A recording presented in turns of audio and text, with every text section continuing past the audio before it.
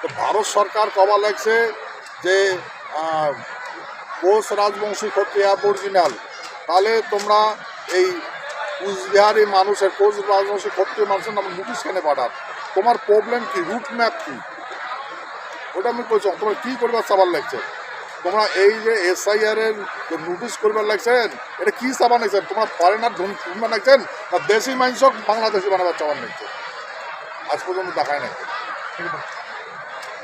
Election commissioner মুখ চিঠি দিয়ে জানাইছে যে এখানকার যে স্টেট কোঅর্ডিনেটর আছে তার সঙ্গে দেখা করার জন্য অর্ডার করছে, দেখা করে পান। তারপর দিকে আমি দেখা করবার চাইতাম, এরকম পর্যন্ত দেখায় না। ভারতবর্ষের সংবিধান কয়টা সংবিধান? এক সংবিধান 1949 সনে 26শে নভেম্বর ভারত সংবিধান হয়েছে। সেই সংবিধানের ভারতবর্ষ সরকারের নাগরিকত্ব সমান অধিকার আছে ভারতীয় মানুষের। তাহলে আদিবাসী মানুষের কাগজ দেখার দরকার নাই, মূল নিবাসী, ওরা মূল নিবাসী। হ্যাঁ, আদিবাসী যেগুলা মানুষই আছে, তাহলে আমরা কি আদিবাসী নয়? তা আমার ফের কাগজ কেন দেখতে চায়? আমরা তো মাটির মালিক। এই কথাটা কায় কয় আলাই, কথাটা কায় কয়? আমরা দুর্বল হচ্ছি, তো আমরা পাট হচ্ছি, ওই জন্য আমার গ্রাহ্যই করে না। কিন্তু গ্রাহ্য করুক আর না করুক, ভারত সরকার হুঁশ থাকার দরকার। তোমরা 5 বছর তো প্রধানমন্ত্রী বদলে, রাষ্ট্রপতি বদলে, গৃহমন্ত্রী বদলে, হ্যাঁ তোমরা দেশটা বদলাইছেন নাকি? আমরা তো ডমিনিয়ন গভর্নমেন্ট এখানে চুক্তি করছি। ডমিনিয়ন গভর্নমেন্টটা এখন ইন্ডিয়া গভর্নমেন্ট হয়েছে, ইউনিয়ন গভর্নমেন্ট হয়েছে। তারা কি ডমিনিয়ন গভর্নমেন্টটাকে নাই নাকি? আমরা যে ডমিনিয়ন গভর্নমেন্টের সঙ্গে যুক্ত হচ্ছি, তাহলে কি ডমিনিয়ন গভর্নমেন্টের মান্যতা নাই? এই গভর্নমেন্টের চিন্তা করা উচিত। আর যদি মান্যতা নাই, তাহলে তো আমাকে আলাদা করে ভারত সরকার আলাদা করে দিন, আমার আলাদা রাষ্ট্র করে দিন।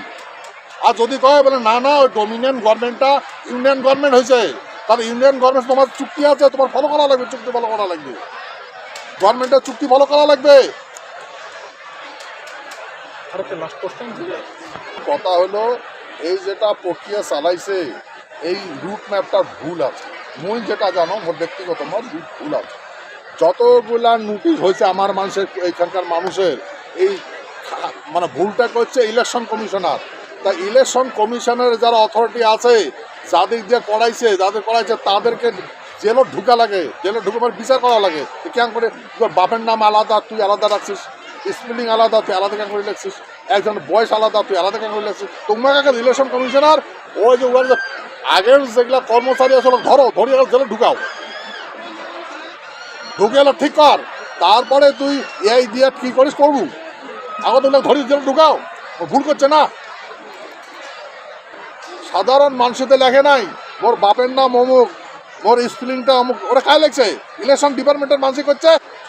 কাগজ খান তো যার ভোট থাকতে দেয়নি তোমার দেখবার জন্যে, উনি তো লিখছে। অপরাধী কায়? Election commissioner. তো ইলেকশন কমিশনার জেলা হওয়া উচিত। বিজেপির সঙ্গে কি আছেন আপনি? আরে ভাই, মধ্যে বিজেপির এমপি সতেজ আছেন মানে কেমন কথা হল? বিজেপির এমপি মানে আগামী নির্বাচনে, মানে এই সামনে বিধানসভা নির্বাচন আসছে, সেখানে কি আপনি মানে বিজেপির সাথে আসছেন? আরে মুই তো বিজেপির এমপি, ভোটটা তো মুই বিজেপি দিন। আর এটা কোনো রাজ্য ভোট বানাইছে, মোর তো ভোটে নাই, মুই কি দিই বিজেপি ভোট? মোর তো বেঙ্গলত ভোট নাই, তা মুই কে করে দিই? আসামে ভোট হলে আমি ভোট দিব, আমার ভোট নাই, এটা তো আমার ভোট নাই। কি আশা করেছেন, বিজেপি এবার থাকবে 26-এ? সরকার গঠিবে পশ্চিমবঙ্গে? প্রত্যেকের মানুষের চিন্তা ভাবনা আলাদা, হ্যাঁ, আর চিন্তা ভাবনা আলাদা হওয়ার সত্ত্বেও নিজের ডিমান্ড সমান্তে এক হয়েছে। সেই জন্য এক ডিমান্ড যেহেতু সরকারে এক হয়েছে, তাহলে ওই ডিমান্ডটা যদি অতি শীঘ্রে কার্যকরী করা লাগবে গভর্নমেন্ট, তাহলে সেখানে বেনিফিট পাবে। আর যদি না করে, তাহলে মানুষের মন